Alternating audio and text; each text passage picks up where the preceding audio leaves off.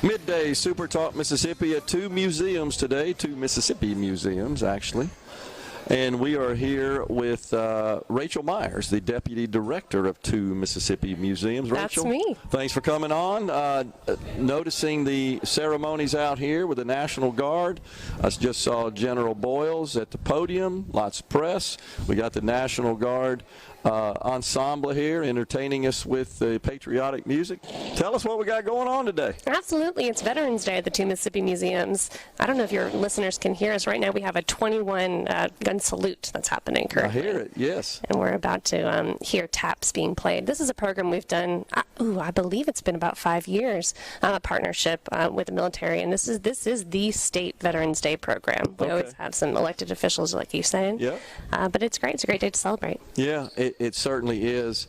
And I've noticed also some school children that are here, I guess, for a tour today. That's our bread and butter. We have over 350 middle school students in the building today. Wow. And that's, when people tell me, what do you do all day, Rachel? I say I run up and down the stairs with school kids. We have had hundreds of thousands of students here, and this is the largest classroom to learn about Mississippi history. That is awesome. And it's fun for me to reflect on. It's our 5-year anniversary. It's hard to believe. We've had fourth graders who came in here in 2018, and now they're in middle school, they're in high school, and they're coming back and learning new stories. What kind of reaction do you get to the children who see this for the first time to either of the museums? What do they say? I mean, number one, the facility is fantastic. It really is. Their students are coming from all over the state, from Tupelo all the way down to Ocean Springs. So they've been on a bus for 2 hours, and they arrive at our facility, and they really get to walk through history in real life. They see artifacts, they hear stories. We have a dynamite education staff, storytellers, walking them through and bringing them back through time, so they have a sense of this place and what made Mississippi, Mississippi. Yeah, it truly is awesome. And, last year when we did the show here, I was approached by a visitor who was about to take the tour of the museum, in particular starting with the Civil Rights Museum, from Michigan, a veteran from Michigan.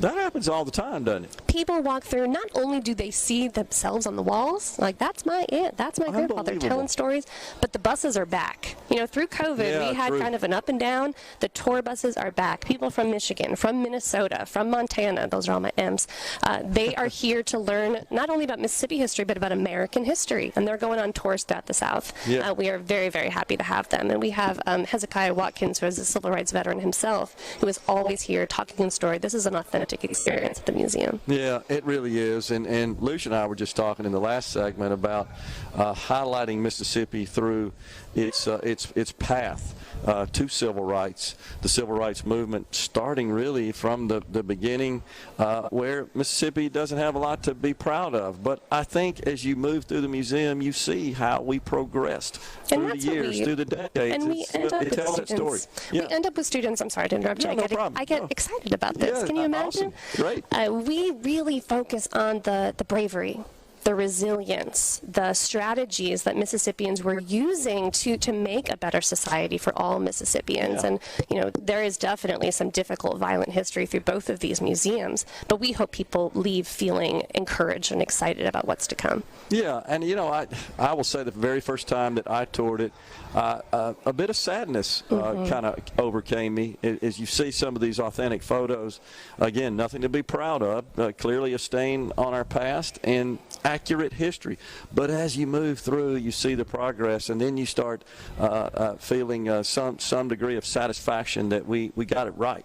And now students are growing up with this place that has always been. They know that the state of Mississippi is always ready to confront and embrace our history.